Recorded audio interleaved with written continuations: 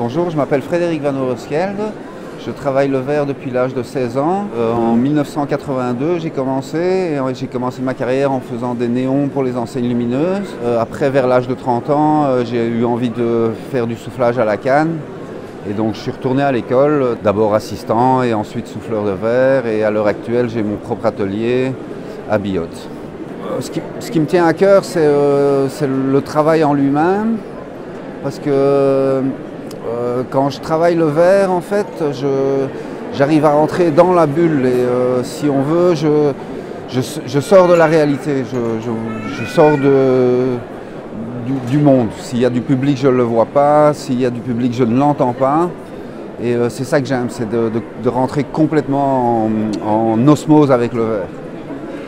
Et à propos de mon travail, j'ai développé pas mal de courants différents, on va dire. Mais le courant principal, c'est les pièces qu'on voit ici. Et je les appelle short stories, donc histoires courtes. Chacune raconte une petite histoire qui est personnelle ou pas forcément, mais qui est juste des courtes histoires de vie en fait. Donc des histoires humaines si on veut. Si on prend celle-ci par exemple, je l'appelle mimétisme. Quand les gens s'approchent, le cylindre ressent les gens et il lui pousse des pics. Donc il faut partir du principe que si la pièce est toute seule, les pics disparaissent. Et quand les gens arrivent, les pics lui apparaissent. Alors la suivante, elle s'appelle Assassin. Bon, je pense que c'est assez clair pourquoi. La troisième, c'est la clé. Et la clé, ça peut être aussi bien les secrets que l'enfermement, on va dire. Après, avec les clés, j'en ai fait pas mal avec les clés, mais qui ont toutes des significations différentes. Par exemple, j'en ai une qui est placée là-bas sur le socle commun, que j'appelle la famille.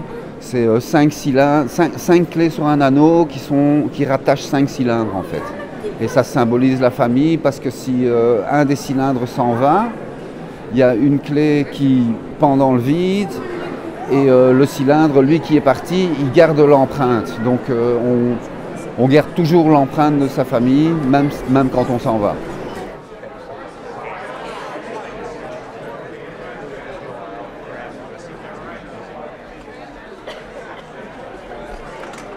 Donc mes pièces représentent des êtres qui sont toutes modifiées par la vie. Le cylindre étant l'être et l'objet qui le déforme étant les aléas de la vie.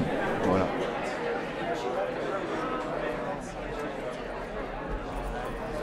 Depuis que je suis arrivé en France, on m'a parlé du salon, de la Biennale des Verriers de Carmaux et ça me semblait être un événement intéressant.